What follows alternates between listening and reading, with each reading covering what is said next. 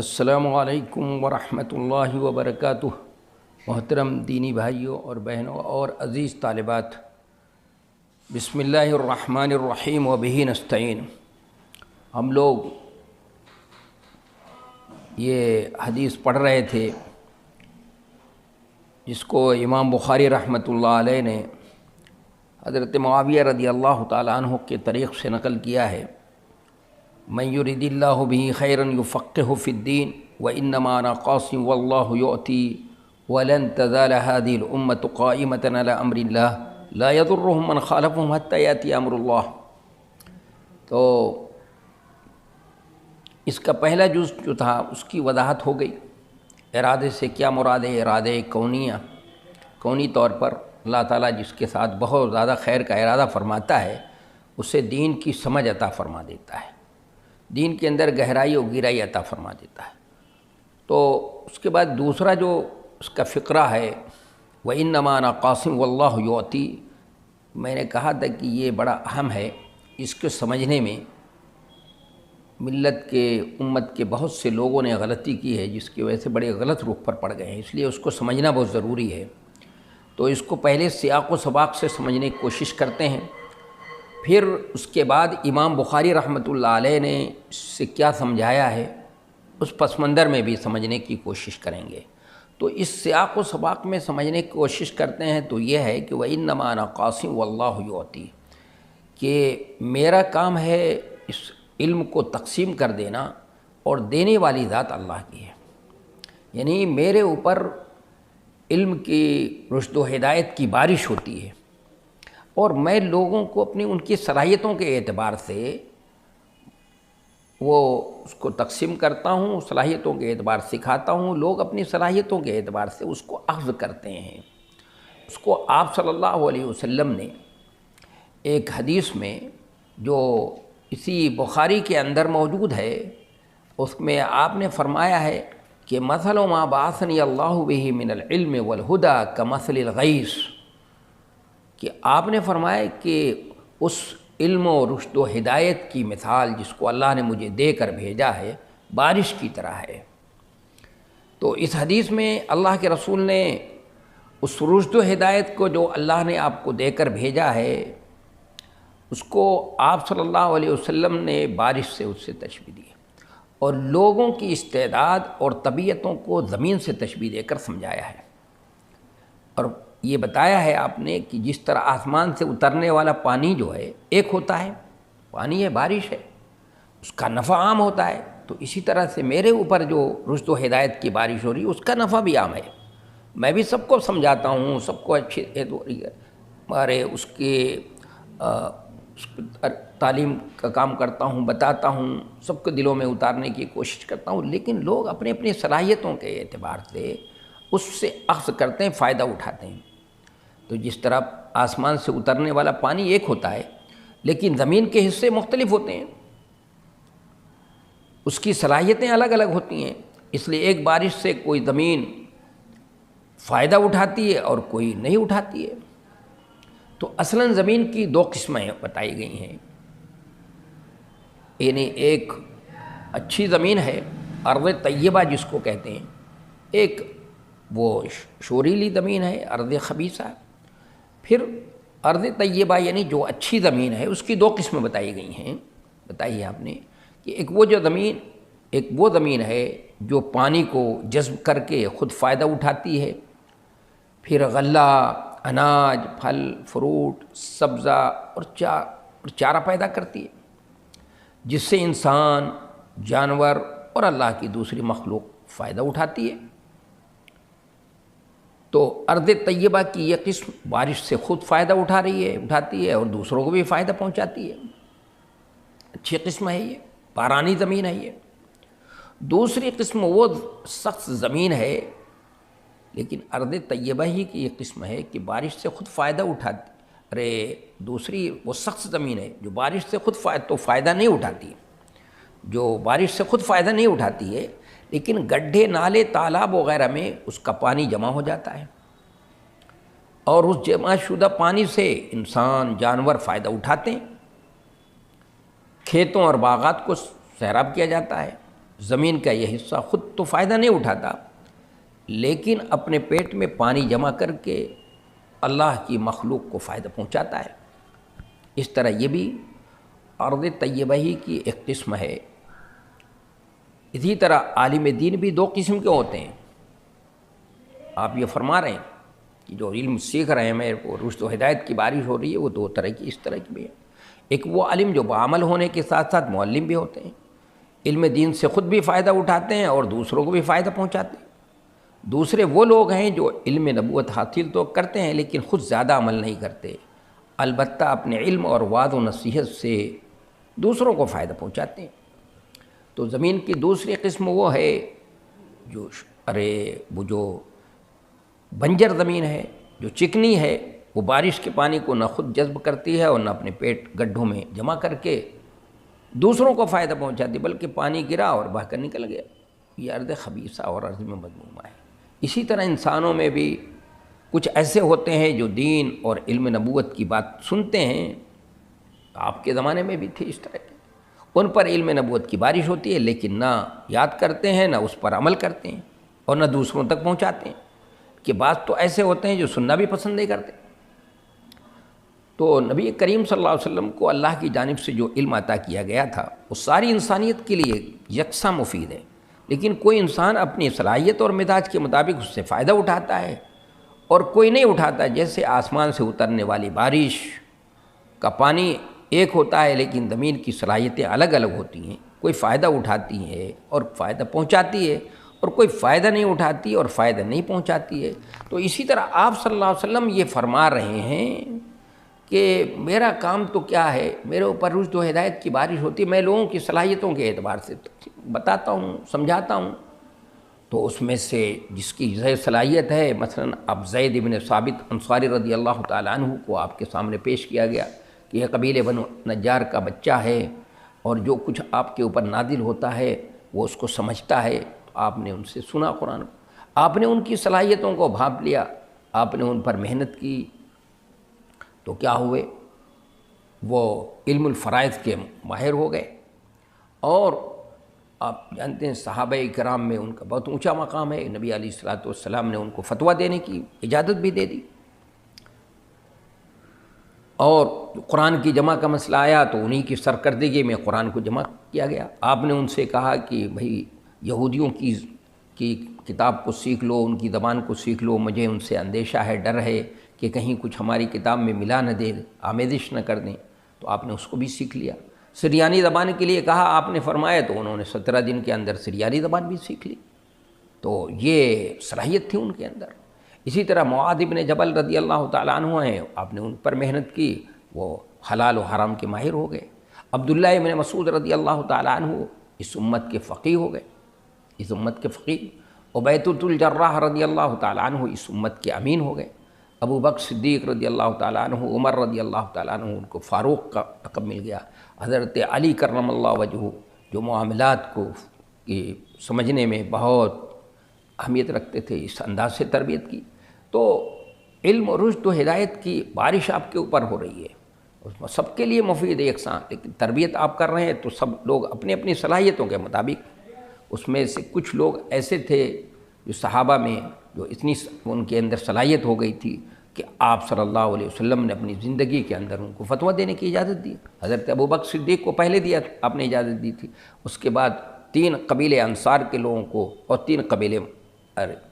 3 مہاجرین کو بھی آپ نے فتویٰ دینے کی اجازت دے دی کہ فتویٰ دے سکتے ہیں، اس لیے کہ ان کے اندر صلاحیت تھی۔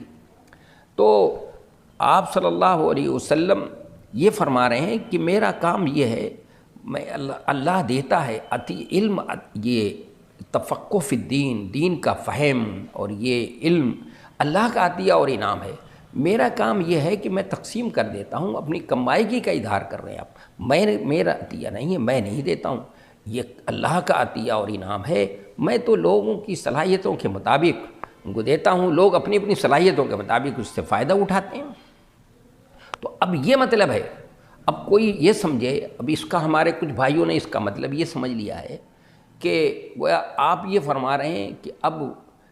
سب چیزوں کی تقسیم جو ہے، رزق کی تقسیم اور علم کی تقسیم اور منصب کی تقسیم اور ساری چیزوں کی تقسیم اب اللہ کی طرف سے نہیں ہوتی ہے، رسول اللہ صلی اللہ علیہ وسلم کی طرف سے ہوتی ہے۔ اس ٹکڑے کا یہ مطلب سمجھ لیا کچھ لوگوں نے، جبکہ ہرگز اس کا مطلب نہیں ہے۔ یہ تو آپ اپنی کمائیگی کا اظہار کر رہے ہیں کہ بھائی یہ میرا کام ہے دینا،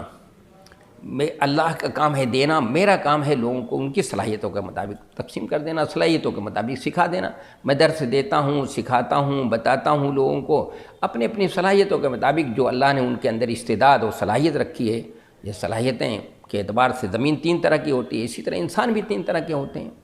تو جس کے اندر جو صلاحیت ہوتی ہے وہ اس کا اخذ کر لیتا ہے۔ تو آپ کے سارے صحابہ علم کے اعتبار سے سب یکساں نہیں ہیں، جبکہ آپ نے تو سب پر محنت کی، اور آپ سے بہتر کون معلم ہو سکتا ہے؟ تو یہ فرما رہے ہیں آپ، یہ مطلب نہیں ہے اس کا ہرگز، جیسا کہ ہمارے بھائیوں نے سمجھ لیا کہ رزق کی تقسیم، منصب کی تقسیم اور ساری چیزوں کی تقسیم اب جناب نبی کریم صلی اللہ علیہ وسلم سے، یہ ہرگز اس کا مطلب نہیں ہے، بلکہ آپ تو اپنی کمائیگی کا اظہار کر رہے ہیں، کہہ رہے ہیں کہ علم، تفقہ فی الدین، دین کا فہم، دین کے اندر گہرائی اور گہرائی، یہ اللہ کا عطیہ اور انعام ہے۔ میرا کام کیا ہے؟ میرا تو کام یہ ہے کہ وہ لوگوں کی صلاحیتوں کے اعتبار سے میں یہ تقسیم کر دیتا ہوں، بتا دیتا ہوں، سمجھا دیتا ہوں، یہ مطلب ہے، اور سیاق و سباق سے یہ مطلب سمجھ میں آ رہا ہے۔ دوسرا، امام بخاری رحمۃ اللہ علیہ نے جو اس پر ترجمۃ الباب قائم کیا ہے، اس سے یہ پتہ چلتا ہے کہ یہ مخصوص موقع پر فرمایا آپ نے، مال غنیمت کی تقسیم کے موقع پر، مال غنیمت کی تقسیم کے موقع پر آپ نے فرمایا کہ مال غنیمت یہ اللہ کا انعام و اکرام ہے، اللہ کا تحفہ ہے، کیونکہ اس امت پر یہ مال غنیمت کو حلال قرار دیا گیا، جبکہ بنی اسرائیل کے اوپر اس کو مال غنیمت کو حرام قرار دیا گیا تھا۔ مال غنیمت ان کے اوپر، اگر مال غنیمت کہیں حاصل ہوتا تھا تو اس کو جمع کر کے رکھا جاتا تھا، اوپر سے آگ آتی تھی، اس کو جلا کر ختم کر دیتی تھی، لیکن اس امت کے لیے حلال قرار دیا گیا۔ تو آپ فرما رہے ہیں کہ مال غنیمت جو ہے وہ اللہ کا انعام و تحفہ ہے، میرا کام ہے کہ لوگوں کے حصے کے اعتبار سے جس کو جتنا حصہ ہونا چاہیے اس کے اعتبار سے میں تقسیم کر دیتا ہوں۔ تو یہ اس مخصوص موقع پر آپ فرما رہے ہیں، تو اگر اس موقع پر لیا جائے جیسے کہ امام بخاری رحمۃ اللہ علیہ اس کو سمجھانا چاہتے ہیں، جو بتانا چاہتے ہیں اس کا مطلب، تو وہ تشریح کی جائے، وہ توجیہ کی جائے، تو بھی یہ مطلب نہیں ہوتا ہے جو ہمارے بعض بھائیوں نے، جو ہمارے بھائی ہی ہیں اور وہ کہ وہ راہ راست سے بھٹکے ہوئے ہیں، وہ پٹری سے اتر چکے ہیں، ہم ان کے لیے دعا کرتے ہیں کہ اللہ تبارک و تعالیٰ ان کو راہ راست پہ لائے، ان کو دین کا صحیح فہم عطا فرما دے، دین کی صحیح سوجھ بوجھ عطا فرما دے، دین کو سمجھنے کی کوشش کریں، جناب نبی کریم صلی اللہ علیہ وسلم کی حدیثوں کو پڑھیں یا سمجھنے کی کوشش کریں، اس کی توجیہ اور تشریح کریں، تو دوسری حدیثوں کو سامنے رکھ کر کے، آپ کی حدیثوں کو سامنے رکھ کر کے، قرآن کو سامنے رکھ کر کے ایسی تشریح کریں جو آپ کے شایع نشان ہو۔ ایسی تشریح نہیں کرنی چاہیے جو آپ صلی اللہ علیہ وسلم کی حدیث کی شایع نشان نہیں، اس لیے کہ ابن ماجہ میں ظنوا برسول اللہ خیرا، رسول اللہ صلی اللہ علیہ وسلم کی حدیثوں کی تشریح آپ کی شایع نشان ہونی چاہیے، ایسی نہیں ہونی چاہیے کہ ہم ایسی تشریح کر لیں جو قرآن کے خلاف ہو، جو دین اسلام کے مزاج کے خلاف ہو۔ آپ صلی اللہ علیہ وسلم کوئی بات ایسی کہہ سکتے ہیں جو اسلام کے مزاج کے خلاف ہو، اور جو شریعت کے مزاج کے خلاف ہو، جو قرآن کے خلاف ہو، ایسی بات تو ہرگز نہیں کر سکتے، وہ تشریح نہیں ہمیں کرنی چاہیے۔ جیسے کہ ابھی میں نے اس دن بتایا تھا کہ یہ معتزلہ ہیں جنہوں نے لا یزنی زانی حین یزنی وہو مومن، معتزلہ ہیں، خوارج ہیں یا مرجیہ ہیں، انہوں نے بھی اس حدیث کی غلط تشریح کر لی اور اپنی طبیعت کے اعتبار سے اپنے منچاہی تشریح کر کے انہوں نے وہ بھی غلط رخ پر پڑ گئے اور بہت دور جا پڑے۔ تو اس لیے ضرورت اس کی ہے کہ نبی صلی اللہ علیہ وسلم کی حدیثوں کی تشریح آپ کی شایع نشان کی جائے، ایسی تشریح کی جائے جو دین اسلام کے مزاج کے مطابق ہو، نبی صلی اللہ علیہ وسلم کے بتائے ہوئے طریقے کے مطابق ہو، جو آپ کی اور حدیثوں سے اس سے ٹکراتی نہ ہو، ایسی تشریح کی جائے۔ اس طرح کی نہیں کرنی چاہیے، اس سے غلط عقیدے کی طرف رہنمائی ہو جاتی ہے۔ گویا غلط عقیدے کے رزق کی تقسیم، رازق اور خالق تو اللہ ہے۔ اب یہ کہیں کہ رزق کی تقسیم، منصب کی تقسیم اور ساری چیزوں کی تقسیم اب مدینے سے ہوتی ہے، نبی علیہ الصلوۃ والسلام جو نعوذ باللہ وہاں سے کر رہے ہیں، اور اللہ تبارک و تعالیٰ آسمان پہ عرش پہ جو ہے آرام کر رہا ہے چونکہ تھک چکا ہے۔ یہ تو وہی عقیدہ ہے تو وہی بات ہے جو عیسائی جو ہے، عیسائیوں کے یہاں ہے کہ حضرت عیسیٰ علیہ السلام جو ہے ان کو پھانسی کے تختے پر ان کے عقیدے کے مطابق لٹکا دیا گیا، پھر وہ دو تین دن کے لیے آئے رہے اور ان کو آسمان پہ اٹھا لیا گیا اور وہ اللہ کے بغل میں بیٹھ کر کے اب حکومت کر رہے ہیں، پورے دنیا کا نظام چلا رہے ہیں، اور اللہ تبارک و تعالیٰ گویا کہ نعوذ باللہ تھک چکا ہے، مفلوج ہو گیا ہے۔ کیا تصور ہے؟ پھر وہی تصور ہمارے یہاں بھی پیدا ہو جائے اس طرح کی چیز، اس کو سمجھنے کی ضرورت ہے، اور یہ تصور بہت ہی غلط ہے۔ اس حدیث کا کہیں سے کہیں دور دور تک یہ مطلب نہیں ہو سکتا، اور نہ سیاق و سباق سے ہو رہا ہے، اور نہ امام بخاری جو امیر المومنین فی الحدیث والفقہ ہیں تو انہوں نے اس کا مطلب یہ سمجھا ہے، تو اس لیے سمجھنے کی ضرورت ہے۔ اور اس کا آخری فقرہ جو آپ نے بتایا ہے کہ وَلَن تَزَالَ هَٰذِهِ الْأُمَّةُ قَائِمَةً عَلَىٰ أَمْرِ اللَّهِ لَا يَضُرُّهُم مَّنْ خَالَفَهُمْ حَتَّىٰ يَأْتِيَ أَمْرُ اللَّهِ، کہ اور یہ جماعت ہمیشہ اللہ کے حکم پر قائم رہے گی، کوئی مخالفت کرنے والا ان کو نقصان نہیں پہنچا سکتا یہاں تک کہ اللہ کا حکم آ جائے۔ یہ حدیث کا تیسرا فقرہ ہے۔ جماعت سے کون سی جماعت مراد ہے کہ ایک جماعت یعنی ایک ایسی جماعت سمت میں ایسی رہے گی جو جس کے پاس دین کا صحیح فہم ہوگا، جو دین کے اندر گہرائی اور گہرائی رکھتی ہوگی، دین کا سچا صحیح والا فہم اس کے پاس ہوگا ہمیشہ، یہ قیامت تک ایک جماعت یہ رہے گی۔ اس سے جماعت سے کون سی جماعت مراد ہے؟ تو امام بخاری رحمۃ اللہ علیہ کہتے ہیں کہ اس حدیث میں جس جماعت کا ذکر ہے اس سے علماء دین کی ایک جماعت مراد ہے۔ وہ علماء ہوں گے، علماء کی جماعت ہوگی جن کو دین کا علم گہرا ہوگا، جن کا علم راسخ ہوگا اور جن کا علم پختہ ہوگا اور ان کو دین کا فہم حاصل ہوگا۔ ایک جماعت مسلسل ایسی رہے گی جو دین کے اوپر کوئی گرد و غبار لگ رہا ہوگا اس کو کیا کریں گے؟ وہ صاف کر دیں گے، تجدید دین کا، احیاء دین کا کام کریں گے، وہ یہ جماعت ہمیشہ رہے گی۔ امام احمد ابن حنبل رحمۃ اللہ علیہ فرماتے ہیں کہ اس سے محدثین اور اہل سنت مراد ہیں۔ اہل سنت یعنی کہ مطلب وہ نہیں جیسے کہ آج ہمارے کچھ بھائی اہل سنت والجماعت کا تمغہ اپنے نام کر لیا ہے انہوں نے، اہل سنت اس کو نہیں کہتے، اہل سنت ان کو کہتے ہیں، والجماعت وہ ہیں جو صحابہ کرام کے نقش قدم پر چلنے والے ہوں، جن کی زندگی اللہ کے بتائے ہوئے طریقے کے مطابق ہو، جن کی زندگی اللہ اور قرآن اور حدیث کے رنگ میں رنگی ہوئی ہو، دین اسلام کے رنگ میں رنگی ہوئی ہو، جن کی زندگیوں میں شرک اور بدعت و خرافات نہ ہو، اور جن کی زندگی میں شرک اور بدعت و خرافات ہو اس کو اہل سنت والجماعت تھوڑی کہہ سکتے ہیں۔ وہ تمغہ چاہے لگا لیں اپنے پاس، تمغہ لے لیں، تمغہ مراد نہیں۔ تو امام احمد ابن حنبل رحمۃ اللہ علیہ کے بقول سے محدثین اور یہ مراد ہے۔ اور یہ جماعت ہر جگہ ایسے لوگ ہوں گے جو دین کے پاس دین کا فہم ہوگا، صحیح فہم ہوگا، اور لوگوں کی طرف رہنمائی کرتے رہیں گے، اس لیے کہ یہ امت کبھی گمراہی پر جمع نہیں ہو سکتی۔ کبھی ایسا نہیں ہوگا کہ امت اس جماعت سے خالی ہو جائے، ایسے لوگ نہ ہوں اس امت کے اندر جو دین کو سمجھنے والے نہ ہوں۔ اس پوری 1450 سال کی تاریخ جو ہے یہی بتاتی ہے ہم کو۔ اس کے بعد حتیٰ یاد قائمۃ علی امر اللہ، امر اللہ سے کیا مراد ہے؟ اس میں علماء کی مختلف رائے ہیں۔ اکثر لوگ اس سے قیامت مراد لیتے ہیں، لیکن یہ معنی مراد لینا درست نہیں ہے، قیامت مراد لینا درست نہیں ہے، اس لیے کہ حافظ ابن حجر رحمۃ اللہ علیہ عسقلانی رحمۃ اللہ علیہ فرماتے ہیں کہ امر سے وہ ہوا مراد ہے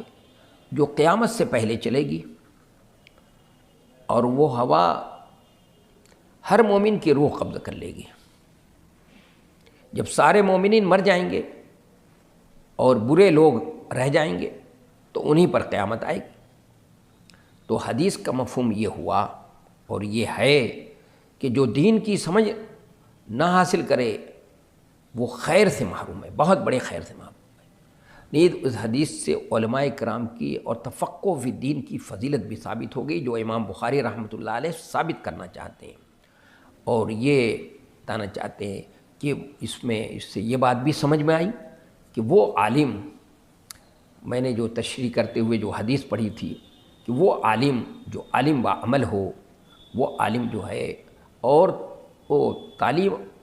پڑھنے کے بعد تعلیم کا بھی کام کرتا ہو، دوسروں کو بھی سکھاتا ہو، تو وہ اس عالم سے بڑھا ہوگا جو عالم صرف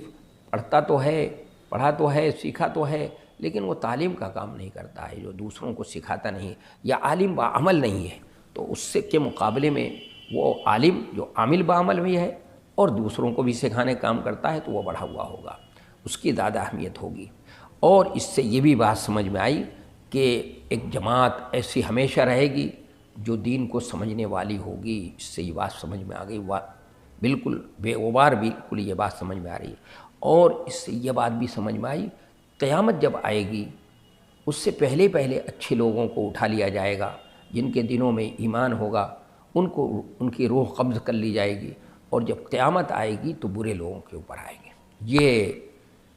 اسے بات سمجھ میں آئی، اور امام بخاری تفقہ فی الدین کی اہمیت اور اس کی فضیلت کو جو سمجھانا چاہتے تھے وہ اس حدیث سے بات سمجھ میں آئی۔